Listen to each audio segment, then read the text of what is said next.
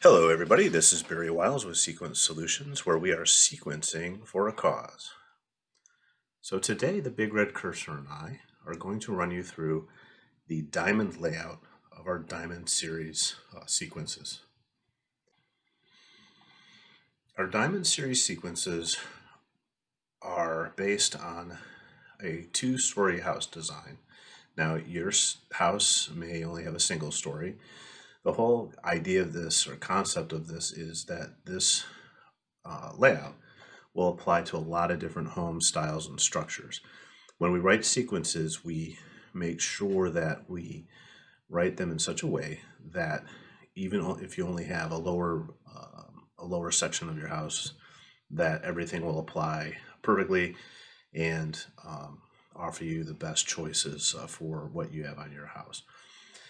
Now, our philosophy on this layout is to provide a lot of different options to somebody who imports this sequence into their own display. And I'll talk a little bit more about that when we talk about the megatrees and the matrices, where there's several options, along with a lot of the different style props that we include. And we try to pick basic props that most people are using.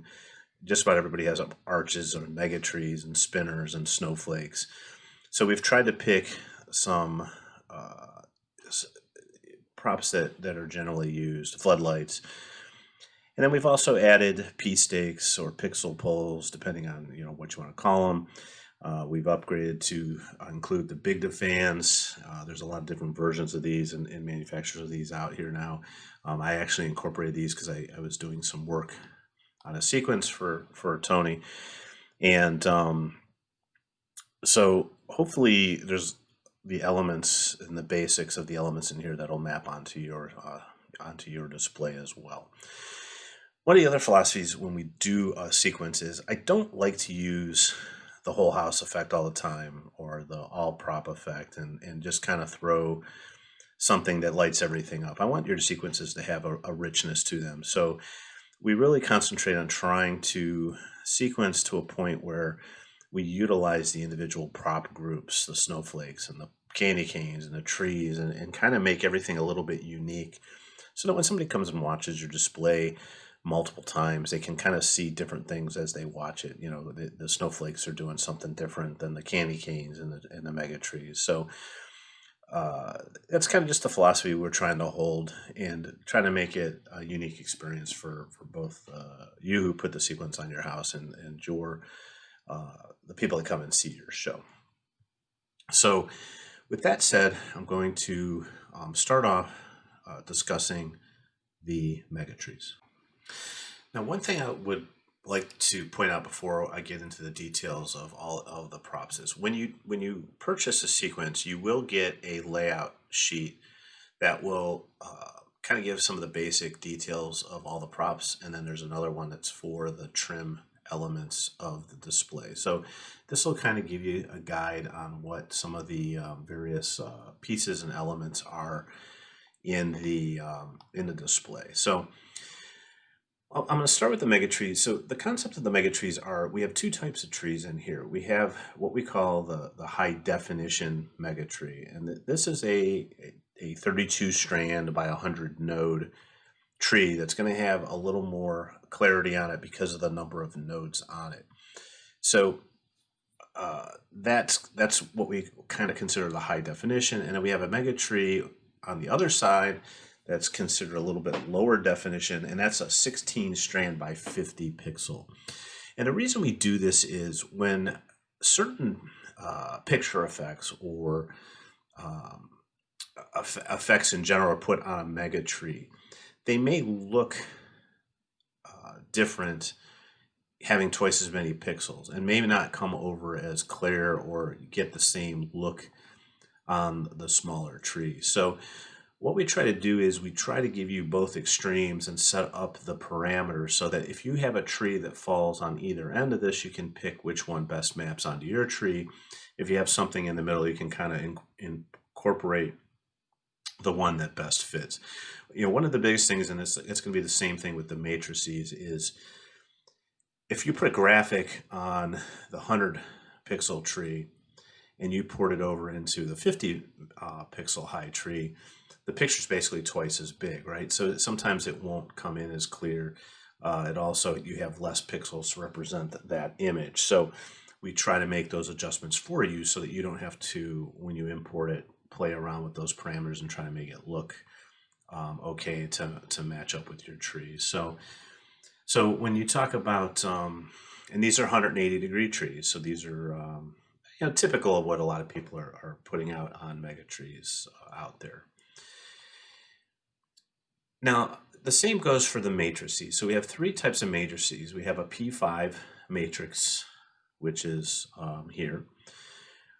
And the P5 would be a 6-panel wide by 4-panel high minimum. So this is going to be a very high definition because you're going to have 64 times 6 pixels going across, which is about 384 pixels, and 6 times 32 going down, which gives you about 128 pixels. So this is a very high definition type of matrices, so it gives you a lot more clarity when you bring images and things on.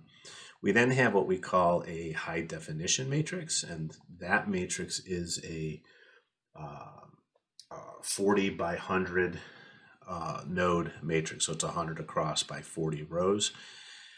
This is going to be not give you quite the graphic capability that you get on a P5 or P10 panel, but it gives good resolution. And this is kind of typical of what some of the larger matrices people have on their houses and then out in their yards.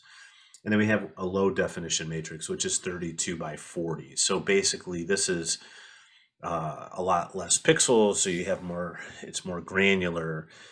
But again, when we put the effects and everything on these matrices, we set them up so that they look okay and that they're in the right places, scaling wise, so that you can get the best effects out of them.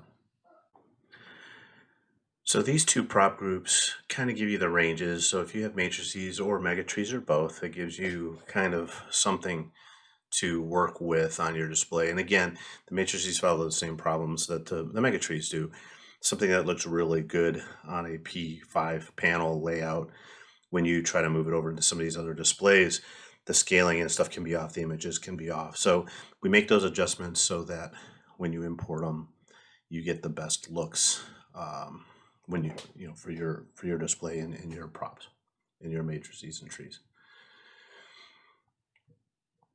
So all of our sequences will come with a lyric track, and we will put the singing face elements up here. So we don't usually supply images on the singing faces. Every once in a while we'll use some of the canned ones that are in Xlays. So that's up to the individual user. If you have extra matrices and stuff and you want to put a singing face or things like that on it, then you have the ability to use the lyric tracks that are supplied with all the sequences. We use the bulbs. It's something I had some experience with. These could be Christmas trees, they could be Halloween elements, whatever. But we include the singing elements, so you have something to work with when you import it into your display. And if you have similar type of elements, then they'll map in very cleanly. We have floodlight elements. Again, a lot of people have floodlights or are using floodlight elements on their displays. Now, when it comes to snowflakes, we carry or put several different types on. So I kind of have the basics in here. So these would be your finger type snowflakes that have a finger pattern on. And then we have a set of star snowflakes that have the more pointed type arms and displays on them. So again, just to kind of give a couple of different approaches. So you can map these over to what best works on your display. Spinners. One of the props that I think next to a matrix or a mega tree that really gives a display a pop is spinners, because there's a lot of different things and effects that you can put on a spinner that does a lot of different things and really stands out in a show. If you watch a house that has the spinners program, they usually will stand out. Your eyes will be drawn to them. So I recommend anybody, even when they're starting out, to put spinners on their house because there's a lot of versatility to those. We do have a couple of, I guess what I would call higher definition props. So we have the Ice Queen Snowflake from Boscoyo that has a lot of different models and submodels, and we'll cover that in the modeling and submodeling video. And then we have some Gilbert Engineering snowflakes. And the big difference on these are that they have more pixels in them. There's more width, more definition to them, and they can be modeled and submodeled a little bit deeper than the others. And again, we'll cover that in the second video on the model groups that we use.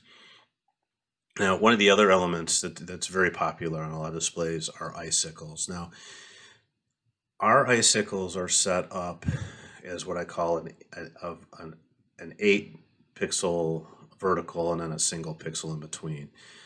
And when we go into the modeling, we'll talk about how this is modeled. A lot of people don't model the snowflake or the icicles properly, and then they don't get the results that they want when they sequence them. So in the modeling video, we'll talk about that and the best way to handle the model. So, but we do carry the icicles on the display to give some of that definition. As far as verticals and horizontals on the house, so a lot of people do their roof lines. A lot of people who might have soffits sticking out of their house might have trim on those. So we kind of added all these elements that kind of encompass similar types of situations. Some people might have upper gutters, so we have those covered.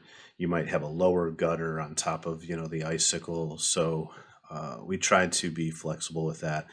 And the other thing is a lot of people will do their windows and doors. And again, when we get into submodeling, we'll talk about how these are submodeled and grouped so that they offer the best options in your layout. So then we can kind of come down into the yard elements, and the yard elements, a lot of the standard stuff. There is some yard trim if you have trim the side of your driveway and in the front of your yard. We have your traditional arches, and our particular group, I have the arches programmed separately. Some people will use the arch. There's an arch element up here where you can bring it down and put multiple arches down here where you can come in and say, I got 1, 2, or 3 arches. But in our case, we have the arches grouped individually, and then when we program them, we try to program them so that regardless of what setup you have, you will get the same results that are expected in the sequence. Candy canes. These particular candy canes are have multiple pixels in them. Some people run single strand candy canes, but we try to include the multiple ones, and there's some neat things you can do with that in the elements when you're running it. We talked a little bit about this. So we have the fan arches, which are becoming very popular, and they're almost like having a half spinner on your lawn. And there's a lot of neat things you can do with that in the sequencing, running text on them, different effects, and it really gives you some eye-catching techniques that you can use and put in your show. So they're another great prop to have in there.